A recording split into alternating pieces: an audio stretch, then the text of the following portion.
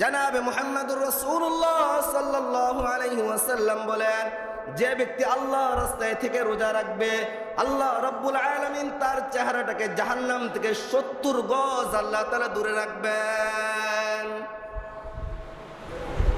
এই জন্য যদি এই মাসের ভিতরে যদি দাওয়াতি কাজে অংশগ্রহণ করতে পারেন সবচেয়ে ভালো। দাওয়াতি কাজ আপনি যে পদ্ধতিতে করেন, চিল্লা হিসাবে করতে পারেন, অথবা আপনার জায়গা থেকে আপনি করতে পারেন।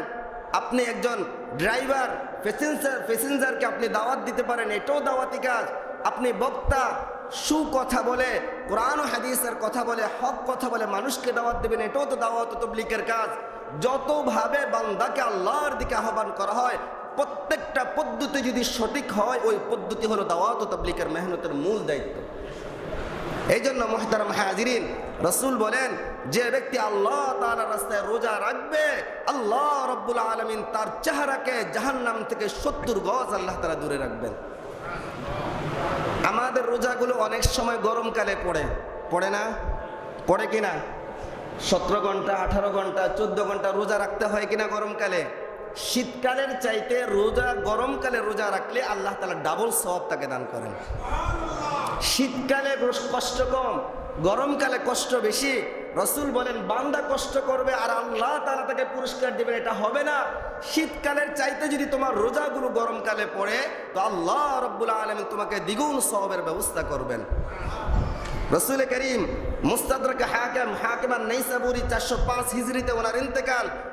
ওই কিতাবের মধ্যে উনি লিখেছেন, ক্বালা রাসূলুল্লাহ সাল্লাল্লাহু আলাইহি ওয়াসাল্লাম মান আতাশা, তিনি বলেন, মান আতাশা নাফসাহু ফি ইয়াউমিন সাইফিন সাকাহু আল্লাহু ইয়াওমাল আতাশি। কোনো ব্যক্তি যদি গরমকালে নিজেকে পিপাসার্ত রাখে, তার মানে হলো গরমকালে সে যদি রোজা রাখে, সাকাহু আল্লাহু ইয়াওমাল আতাশি, আল্লাহ রাব্বুল আলামিন ওই কিয়ামতের ময়দানে কঠিন বিভীষিকাময় মুহূর্তে, কঠিন মুসিবতের মুহূর্তে আল্লাহ রাব্বুল আলামিন তার পিপাসা নিবারণের জন্য আল্লাহ তাআলা শরবতের ব্যবস্থা করে রাখবেন। তাহলে রোজা, গরমকালে রোজা আমাদের সন্তানরা রাখে না। আমার মেয়েটার বয়স হয়ে গেছে 17-18 বছর, ছেলেটার 20 বছর হয়েছে। আহারে, গরম পড়ছে দেখে বাবা বলে, তোমার চেহারা নষ্ট হয়ে যাবে, তোমার রোজা রাখার দরকার নাই। মেয়েটার কোচিং থাকে, তুমি আসা যাওয়া করতে যদি পানি না খাইতে পারো, পানির শূন্যতায় তুমি পড়বা, তোমার রোজা রাখার দরকার নাই। এই কথাগুলো বলে আমাদের সন্তানকে আমরা রোজা থেকে দূরে রাখি। আমাদের সন্তানগুলোকে এই বছরে, এই জীবনে মুহূর্তগুলোতে রোজা রাখা দূরে থাকার কারণে সে যখন প্রাপ্তবয়স্ক হয়ে যায়, তার বয়স 40-50 বছর হলেও সে ওই ব্যক্তি রোজা রাখে না, কারণ রোজা না রাখার অভ্যাস তার বাবা তার ছোটবেলায় তৈরি করে দিয়েছে। এই জন্য মুহতারাম হাজিরিন, আজকে যদি আপনার সন্তানকে আপনি রোজা থেকে দূরে রাখেন, আপনি দুনিয়া থেকে চলে যাবেন, কিন্তু আপনার সন্তান আর কোনোদিন রোজা রাখার সাহস করবে না। মানুষ একটা কথা বলে না, যেটা হয় এটা 9 বছরে হয়, আর যেটা হয় না এটা 90 বছরও।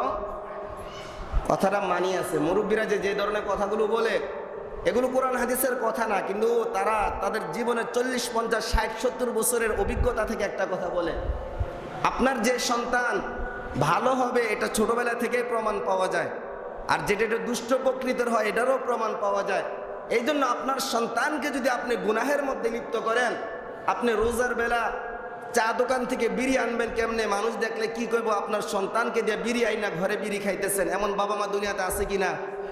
বলেন না, আছে কিনা? আছে। এমন অনেক বাবা মা দুনিয়াতে আছে, তারা সন্তানকে সামনে নিয়ে উলঙ্গ ছবি দেখে, আছে কিনা?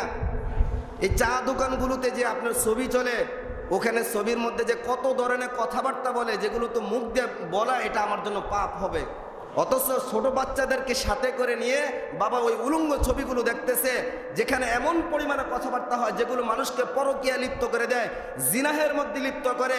আপনার মুখে সাদা দাড়ি, আপনার বয়স 75, 60 হয়ে গেছে, 80 হয়ে গেছে, আপনি উলঙ্গ ছবি দেখেন, আপনার লজ্জা শরম থাকার কথা ছিল। আপনার সন্তানের সামনে এগুলো দেখতেছেন, আপনার সন্তান যখন দেখে, বাবা মা তো দেখে, তা আমার মোবাইলে দেখতে সমস্যা কি? আজকে যদি আপনি এগুলো না করতেন, আপনার সন্তান কি পাইতো না? সাহস পাইতো না। এই জন্য দেখবেন যে সমস্ত বাবা মারা অন্যায় করে খুব কম বিড়ি খায় না, তাদের সন্তানগুলো বিড়ি খাইতে অনেক চিন্তা ভাবনা করে বিড়ি খায়, বাবা মার সামনে কখনো বিড়ি খায় না। অনেক সন্তানকে দেখবেন বাবার সামনে বিড়ি খাইতেছে, কেন? তার বাবাও তার সামনে বিড়ি খায়। আর মাহে রমজান আসতেছে, বিড়ি তো হলো শুকনা জিনিস, এটা খাইলে তো কি ভাঙ্গে না? রোজা ভাঙ্গে না। কি খায় না? কি ভাঙ্গে না? রোজা ভাঙ্গে না। তো অনেকে চিন্তা করছে, হুজুর রোজা তো হয়তো রোববার থেকে শুরু হবে, শনিবার থেকে যদি রাত্রে তারাবি হয়, সেহরি হয়, রোববার থেকে তো কি থাকবে, আমাদের রোজা থাকবে, তো দিনের বেলা তো খাইতে পারবো না, আজকে আর কালকে সময় আছে, আকিস বিড়ি একদম 1 কার্টুন নিয়ে আসবো, সারাদিন বসে বসে বিড়ি খামো। এমন অনেক মুসল্লি আছে, কথা কি বুঝছেন? অনেক মুসল্লি আছে, কয় না আরে ভাই আর 2 দিন আছে, খায়ালো যা পারস। তো আর 2 দিন আছে, এই 2 দিনের ভিতরে কেউ বিড়ি খায়, কেউ দুধ খায়, কেউ ট্যাবলেট খায়, কেউ মধু খায়, কেউ মুতো খায়। আমাদের কথার মধ্যে আছে না এই বিষয়গুলো? আছে কি না? যে আর 2 দিন আছে, যা পারস খায়ালো, 1 মাস তো খাইতে পারবি না। এই কথা বিভিন্নভাবে মানুষ নিজের ভিতরে বাস্তবায়ন করে। এই 1.5 দিনের ভিতরে কেউ বিড়ি খায় ইচ্ছা মতো, কেউ দুধ খায়, কেউ মধু খায়, কেউ মুতো খায়। আল্লাহ রব্বুল আলামিন আমাদের সকলকে কথাগুলো বোঝে সে অনুযায়ী আমল করার তৌফিক দান করেন, সকলে বলে আমিন।